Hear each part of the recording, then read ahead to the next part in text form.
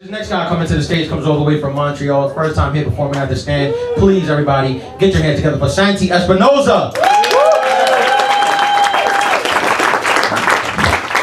All right, thank you guys. Keep it going for your host. One more time, let him know. That's right.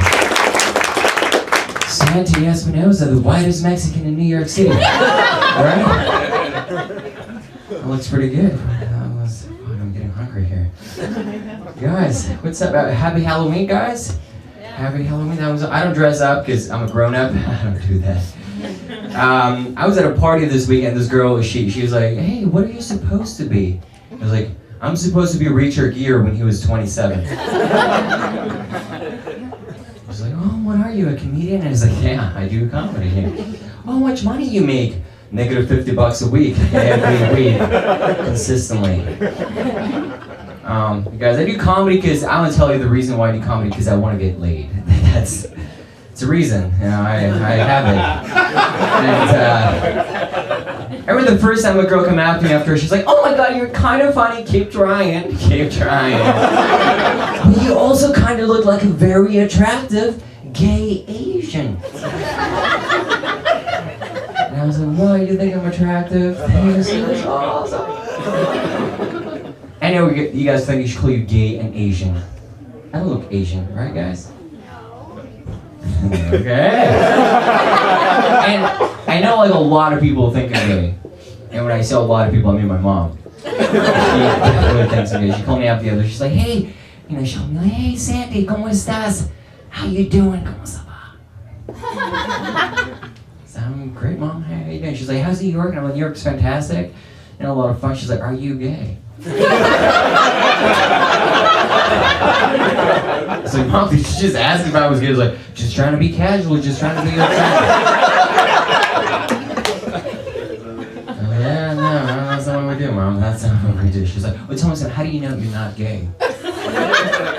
And I didn't know how to retaliate. I was like, I like the idea of like hanging out with guys and like them buying you drinks for no reason and just listening to each other. Like, I like that. It seems awesome.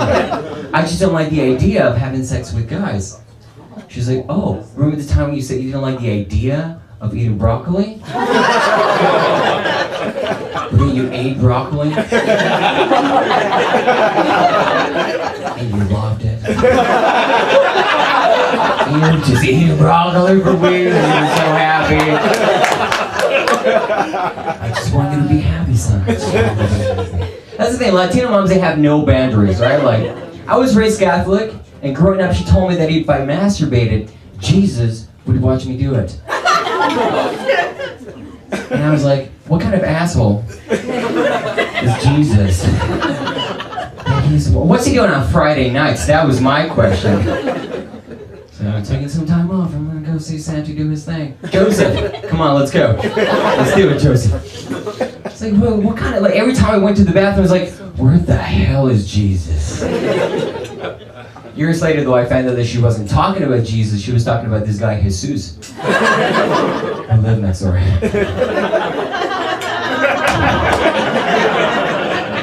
Joke's on me, guys. Joke's on me. But as I say, I do comedy for the ladies. I do it for you, and you, and you. And everyone, actually, yeah. I'm a big fan of girls, I actually am. Like, I was at a bar recently, and this girl walked in, she was wearing a t-shirt that said, "I have the pussy, I make the rules." She almost choked. And I was like, very true, now let's get you drunk as soon as possible. How about we do that?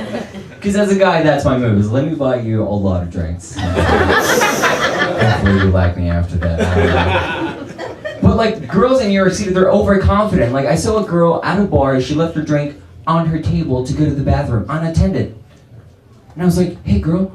Hey girl. What are you doing? Like, I was thinking to myself, well, what are you doing? You're going to the bathroom. And so, I'm not kidding, guys. As soon as she left, this guy comes over, he puts a roofie in her drink. I know, it was like, this is like watching the Discovery Channel. What the fuck? So why am I witnessing this live, right?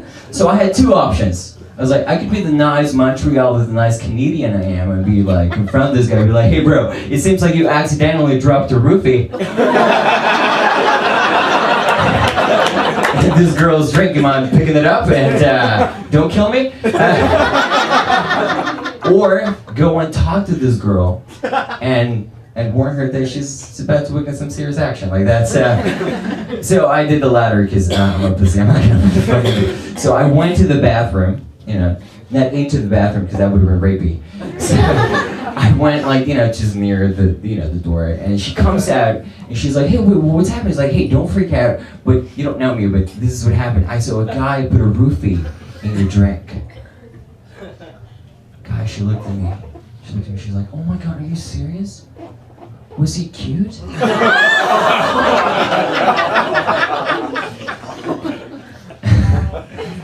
And I walked away. That's what I did. Because she was crazy.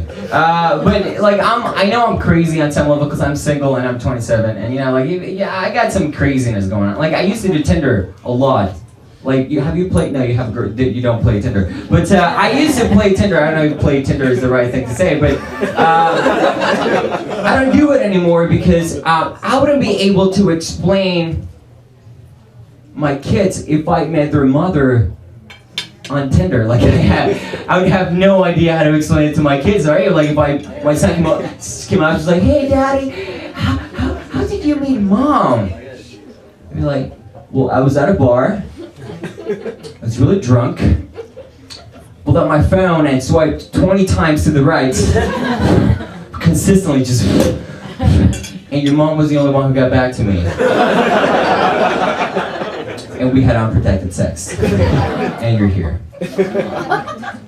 Okay, I was hoping for a bigger finish than that. I feel like you were with me the whole time and you're like, no, that Tinder joke, that was not funny, and we'll just give you a, something. Alright guys, that's my time. Thank you so much. My name is Sandy. Nancy